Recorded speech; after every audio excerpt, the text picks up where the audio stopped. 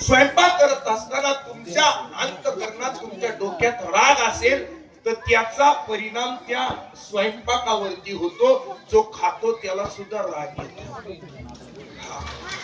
जो खातो त्याला सुद्धा राग येतो. तुम्ही स्वयंपाक करत असताना जर तुमच्या अंतःकरणात विकार जागृत झाले असतील आणि तुम्ही स्वयंपाक जर केला तर खाणाऱ्याच्या सुद्धा अंतःकरणातले विकार जागृत होतात. म्हणून तुम्ही स्वयंपाक करत असताना भांडी बिंडी आपटत जाऊ नका. नका नका नका. एक दिवस कीर्तनाच्या निमित्ताने गेलो. 9 ते 7 ते 9 कीर्तन होतं. कीर्तन झालं आणि जेवण झालं ना आतमध्ये बसलो होतो. जाताना निघालो ती वाटेच्या बाजूला बिचारी भांडी घासत होती. सारखी आपटीत होती. सारखी आपटीत होती. म्हणलं ताई आम्ही जेवायला आलो त्याचा ताण झाला का तुम्हाला? म्हणले अजिबात नाही. मग तुम्ही भांडी का आपटता? म्हणजे महाराज नवऱ्याचं माझं भांडण झालंय. नवरा आपटता येत नाही म्हणून त्या भांड्यावरती नवऱ्याचं नाव आहे म्हणून मी भांडी आपटीते. असा उद्योग करू नका. चिंतन करा. चिंता करू नका. पहिला मुद्दा घरी घेऊन जायचा.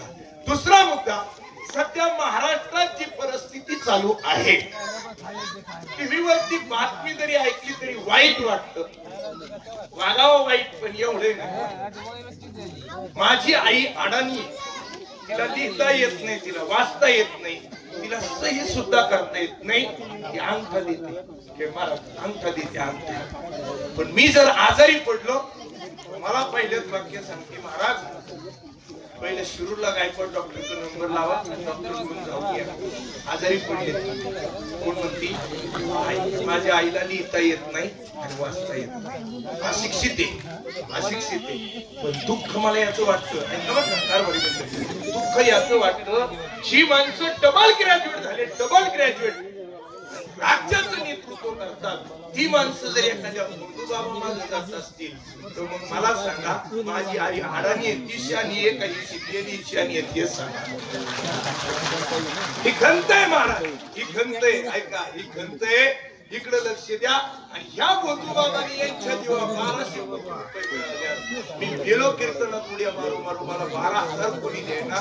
या बादराने 1200 कोटी कमावल्यात. अजूनही त्याचं गबाळ बाहेर निघते. मानलं व बादराला बस पैसा कमावला असा. हे इकडे लक्ष द्या. पण वाक्य कीर्तनातून घरी घेऊन जा. नीतीची लक्ष्मी कधी हे धोका देत नाही आणि पापाची लक्ष्मी कधी झोप येऊ देत नाही. एवढं वाक्य घरी घेऊन जा. तुम्ही 1200 कोटी नाही 1500 कोटी.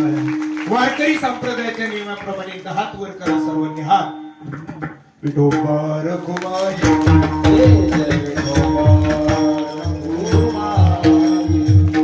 थोडं लवकर चला. लवकर वेळ कमी आहे.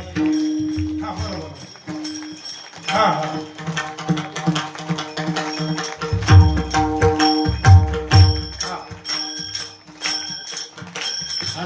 सन्माननीय ज्ञानेश्वर रामचंद्र नरवडे प्राथमिक शिक्षक आपण महाराजांना हार घालण्यासाठी काम जशी गाय करते तसं साधू सर्वांवरती सारखी कृपा करतात. छत्रपती शिवाजी महाराजांनी सुद्धा 18 पगड जातीचे 12 बलुतेदाराची पोरं एकत्रित येऊन की स्वराज्य निर्मितीसाठी प्रयत्न केला.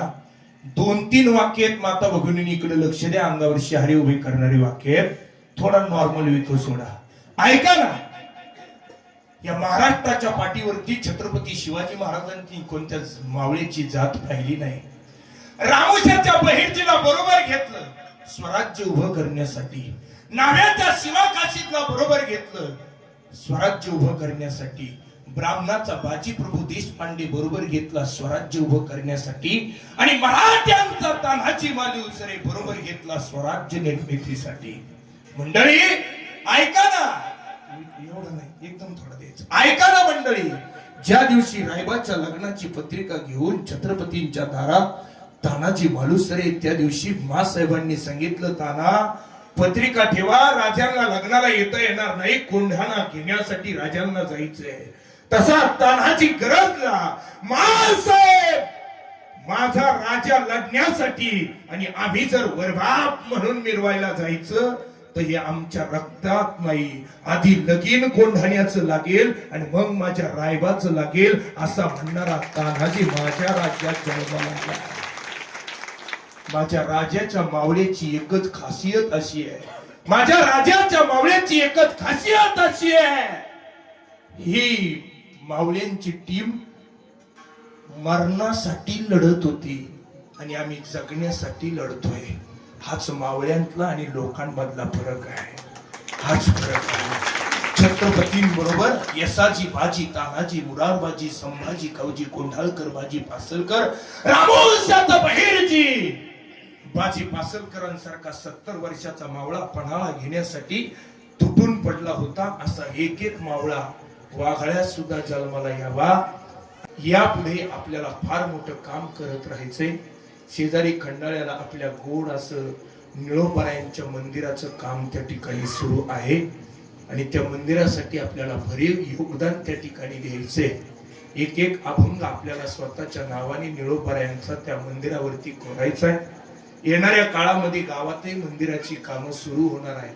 प्रत्येक ठिकाणी आपलं आर्थिक योगदान आपल्या धर्मासाठी आपल्याला त्या ठिकाणी द्यायचंय.